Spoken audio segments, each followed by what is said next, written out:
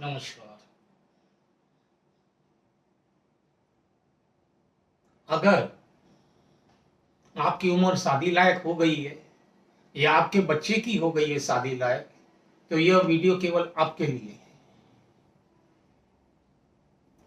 अगर आप ज्योतिष में विश्वास करते हैं और ग्रहों के खेल में विश्वास करते हैं,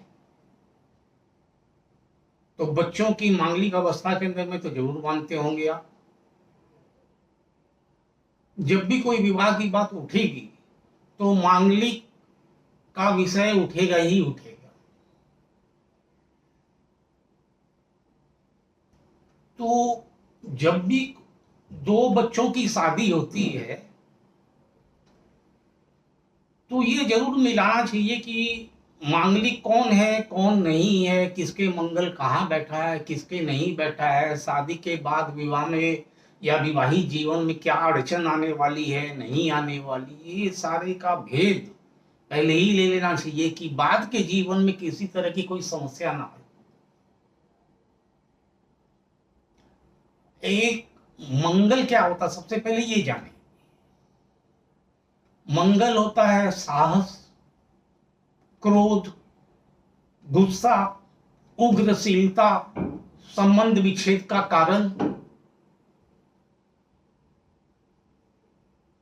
तो ये पहले ही स्टडी कर लेना है कि लड़के और लड़की की दोनों की कुंडली के अंदर में मंगल का सही प्लेसमेंट है कि नहीं है। नहीं तो बाद के जीवन में तो बड़ी कठिनाई आने वाली है, तो पहले ही जान लीजिए। आज मैं आपको सारा विस्तार में बतलाऊंगा कि मंगल की क्या पोजीशन होनी चाहिए, कब कुंडली मांगलिक होती है कब नहीं होती है, किससे शादी करनी चाहिए किससे नहीं शादी करनी चाहिए, सारा विस्तार में बतलाऊंगा। मैं आपको प्रैक्टिकल करके दिखाता हूं। ये देखिए देखिए ये आपके सामने जो कुंडली है, ये है लगन। लगन में बैठा हुआ मंगल, ये चौथा स्थान का मंगल, ये सातवें स्थान का मंगल, और ये आठवें स्थान का मंगल, और ये 12वें स्थान का मंगल। अगर कुंडली के अंदर में इन 5 स्थानों में मंगल है तो ये कुंडली मांगलिक होगी। ऐसे जातकों की कुंडली उन्हीं लोग के साथ शादी करनी चाहिए जिनके इन भावों में मंगल हो। और कोई भावों में मंगल हो, यहां हो यहां हो यहां हो यहां हो यहां हो यहां हो यहां हो, तो उनके साथ नहीं करनी चाहिए।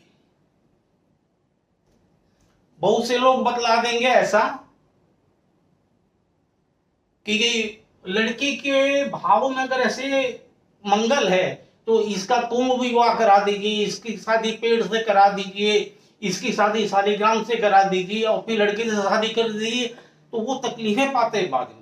नहीं करना है, ऐसा नहीं करना। एकदम मांगलिक है तो मांगलिक से ही शादी करना है। यहां अगर मंगल है तो ये हो गया सादा,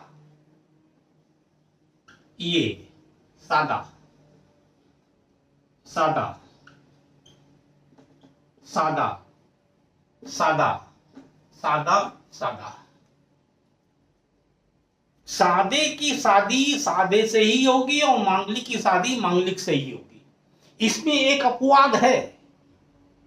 अगर मंगल एक की शादी में 4 नंबर की राशि का है, 4 नंबर की, 4 का मतलब हो गया कर्क, अंग्रेजी में बोलो तो कैंसर, तो उसकी शादी केवल उसी से करनी है कि जिसके मंगल नीच का बैठा हो।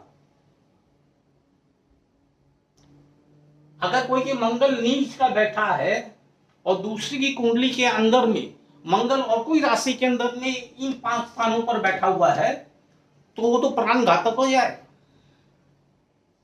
जैसे राजा रघुवंशी का कांड है, सोनम की कुंडली के अंदर में मंगल नीच का है और राजा की कुंडली में 100 राशि का है। क्या अंजाम हुआ सबके सामने है, पूरे देश में उसकी चर्चा है। तो ऐसा नहीं करना। अगर किसी की कुंडली में मंगल नीच का है तो उसकी शादी उसी लड़के से या लड़की से करनी है जिसकी कुंडली में मंगल नीच का है। और 1 2 3 4 5, ये मैं फिर दोहरा रहा हूं, मांगलिक की शादी हमेशा मांगलिक से, भूल से भी सादे से नहीं करनी है, नहीं तो जीवन में तकलीफ ही आने वाली है। और सादे की शादी 1 2 3 4 5 6 7, सादे की शादी शादी से ही सादे वाले से ही करनी है, चाहे लड़का हो चाहे लड़की हो, लड़की हो चाहे लड़का हो, तब जीवन खूब शांतिमय निकलेगा। और कोई जो ये बोलता है या कोई पंडित ये बोलता है कि लड़की मांगलिक है और सादे लड़के से शादी कर दो, हम ये उपाय बतला देते हैं, गलत बोल रहा है। बिल्कुल नहीं, मंगलिक की शादी मंगलिक से और सादे की शादी शादी से, यही इसका सिद्धांत है। और कोई उपाय इसके अंदर में कहीं कोई काम नहीं आता है। ये वीडियो आपकी पसंद आए हमारी, तो इसको लाइक कीजिए, फॉलो कीजिए और सब्सक्राइब कीजिए। नमस्कार।